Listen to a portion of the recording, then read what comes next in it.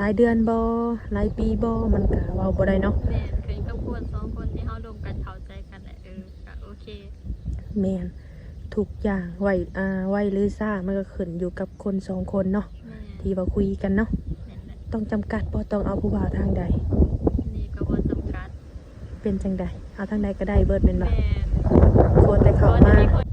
เปิดภาพมาก็มาพบพอกับผู้สาวโสดหน้าใหม่เนาะทางเสมอเองก็มาเป็นครั้งแรกหรือว่าครั้งทวิตเนาะก่อนอื่นทางเสมอเองก็สิเข้าไปทักทายทางผู้สาวโสดไปก่อน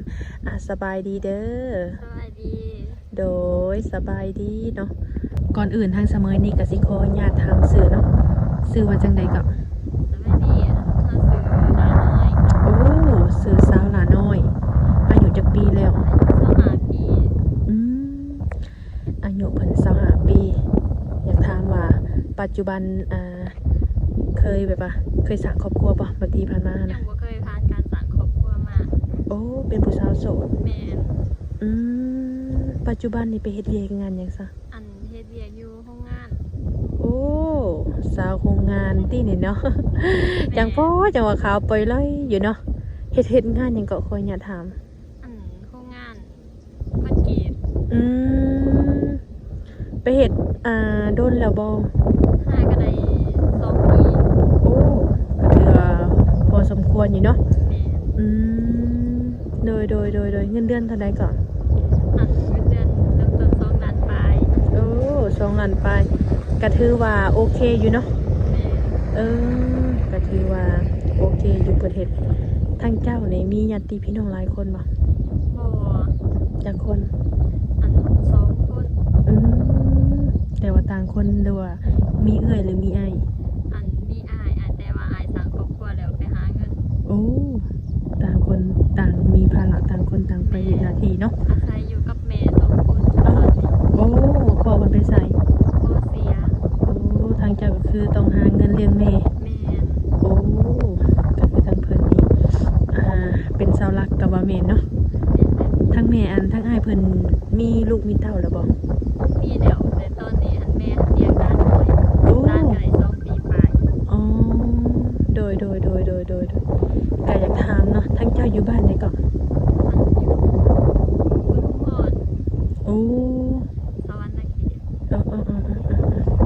แต่พอเสียงเพิ่นก็รู้สึกว่าม่วนเนาะก็ทำนองเสียงชาวพุทธไทยบ่หรือว่านั่นน่ะประมาณนี้มั้ยแม่เลยเนาะ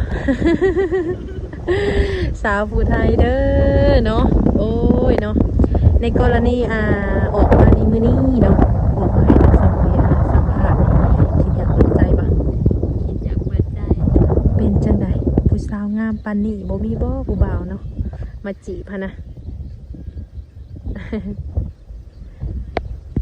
มีอยู่บ่มีอยู่แต่ว่าเขาเจ้ากับเขามาร่วมแบบร่วมชั่วข้าวอะไรก็เขาบ่ได้คิดจริงจังนะ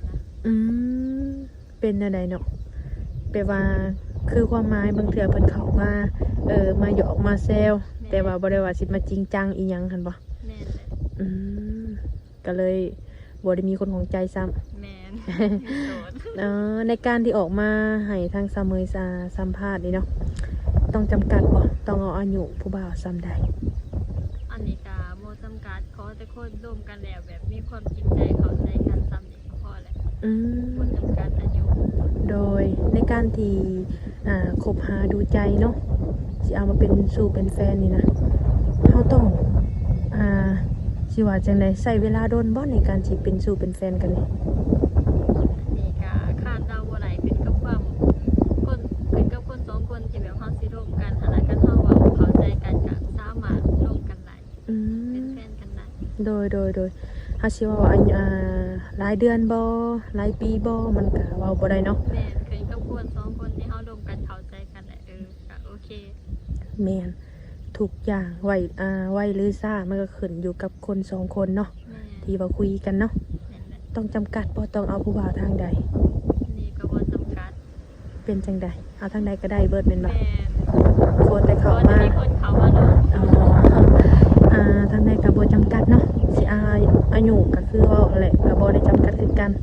ขอแต่คุยกันแล้วมีความสุขและมีความเข้าใจเนาะทางเจ้าก็คือว่าออกมาเปิดใจ 100% แม่นบ่ทางเจ้าเฮ็ดได้เฮ็ดหน้าบ่ เฮ็ดได้เย็นหน้า โอ้หลายๆบ่แต่ละปี กะพวกกินประมาณ12 โอ้ก็พอบ่ได้ซื้อเนาะ แม่น ซื้อแต่ของกินของกลับว่าซั่นๆเนาะ แม่นแหละ ปัจจุบันนี้ข้าวนาแพงเนาะแต่ว่าเฮ็ดนาไว้กินข้าวก็ดีแล้วเนาะ แม่ อืมทางเจ้าก็คิดอยากสิไปหาเงินอยู่ฝั่งไทยอยู่บ่ กะมีความคิดอยากไปอยู่ได้ถ้ามีโอกาส โอ้แต่ว่าปัญหาก็คือต้องมีต้องอยู่กับแม่ก่อนเนาะ แม่น โอ้แม่เพิ่นมีอายุหลายซำใด แม่อายุ55 ปี โอ้เพิ่นก็อายุหลายเนาะเราก็ต้องเบิ่งเพิ่นว่าซั่นๆเนาะเออทางเพิ่นก็เลยแบบว่า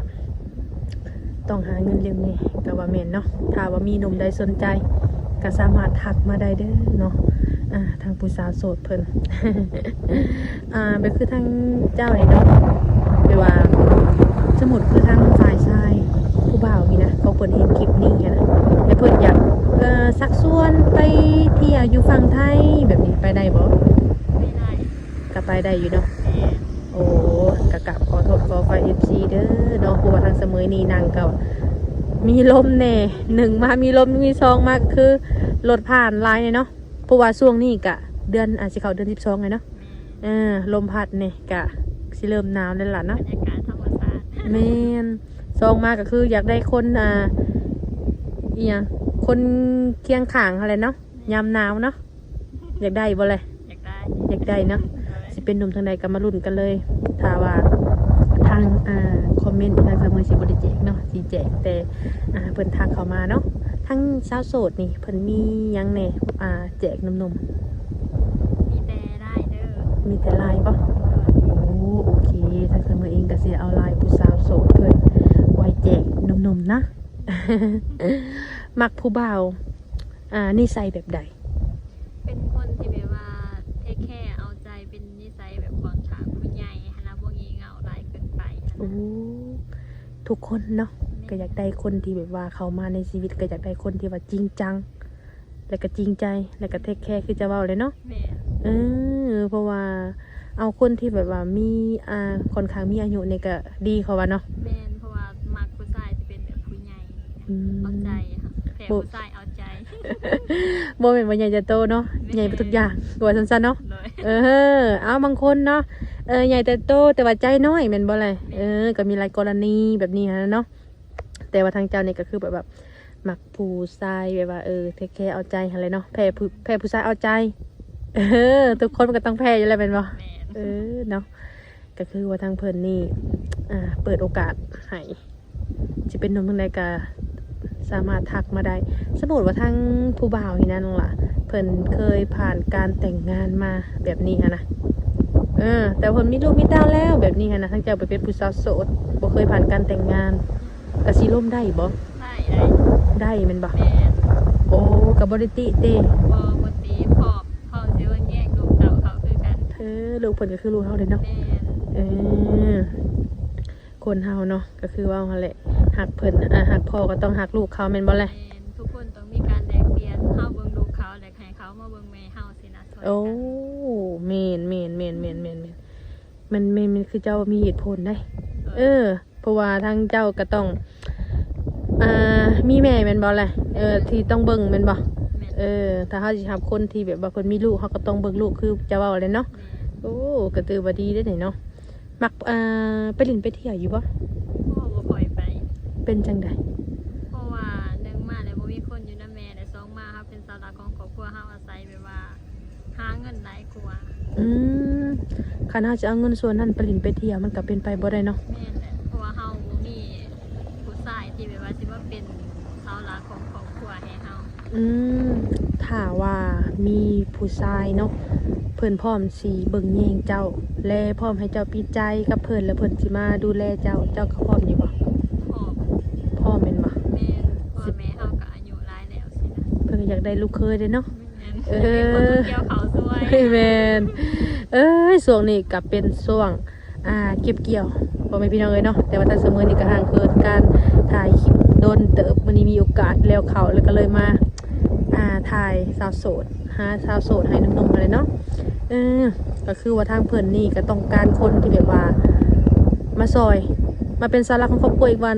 ก็ว่าเนาะ แม่นแหละ อืม โดยในการที่เพิ่นเปิดใจกับเปิดใจแท้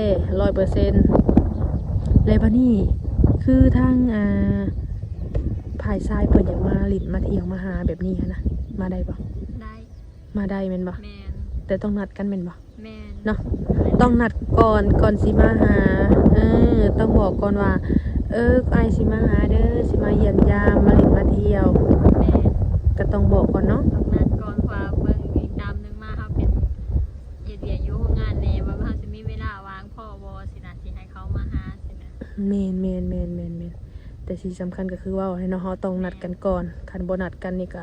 มามันก็สิแบบว่ามาบ่เห็นมันก็สิอันเป็นอันที่ว่าเสียเวลาเนาะ นั่นแหละ บัดนี้คือทางเจ้านี่เนาะแบบผักเวียกเฉพาะวันใด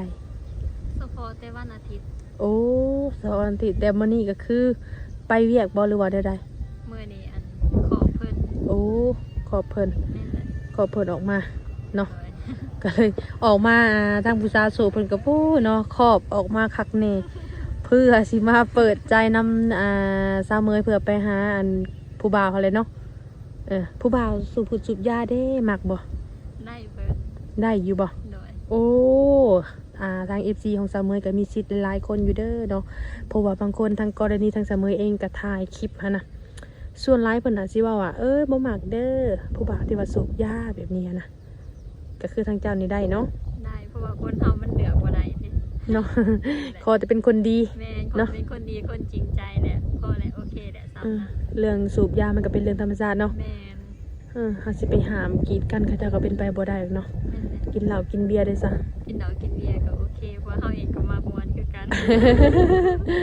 แม่นเนาะเฮาก็สิไปบังคับหรือว่าไป